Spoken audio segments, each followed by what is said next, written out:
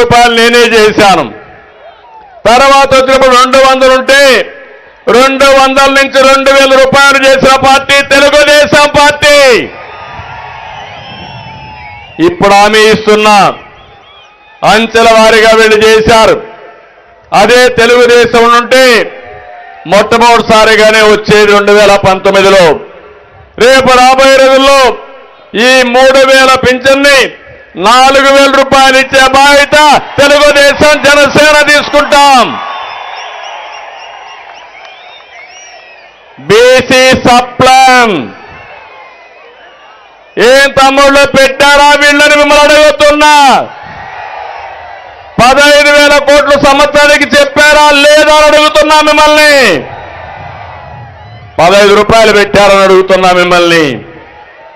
కానీ ఈరోజు మేము ఒకటి ఆలోచిస్తున్నాం, సంక్షేమ కార్యక్రమాలు ఇస్తూనే సంపద సృష్టించే మార్గం మీకు చూపించాలనే ఉద్దేశంతోనే సబ్ ప్లాన్ ద్వారా 1,50,000 కోట్లు 5 సంవత్సరాల్లో పెట్టే బాధ్యత మాది.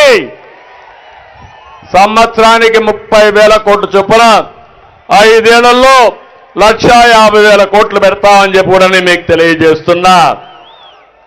ఇంకో పక్కన మీరు ఒకసారి దొంగ లెక్కలు చూపించి ఎక్కడ కూడా నిధులు దొడ్డిదారికి మళ్లించి బీసీలకు అన్యాయం చేసిన పార్టీ వైఎస్ఆర్ కాంగ్రెస్ పార్టీ. స్థానిక సంస్థల్లో రిజర్వేషన్లు ఉండాలి. 25% ఉంటే కాదు 34% ఉండాలని ఆ రోజు తెలుగుదేశం పార్టీ ఆధ్వర్యంలోనే రిజర్వేషన్లు పెంచాం. జగన్మోహన్ రెడ్డి వచ్చిన తర్వాత 34 నుంచి 25%కు తగ్గించాడు.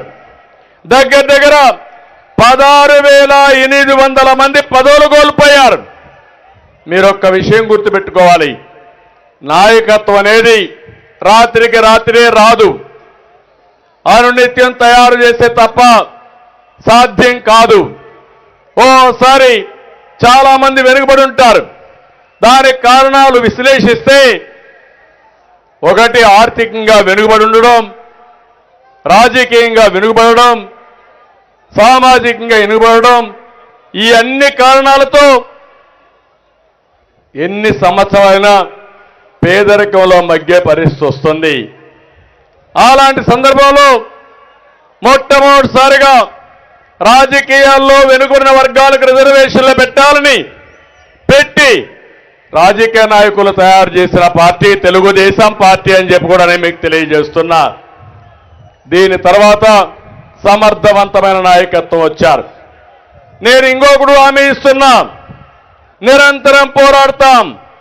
చట్టసభల్లో 33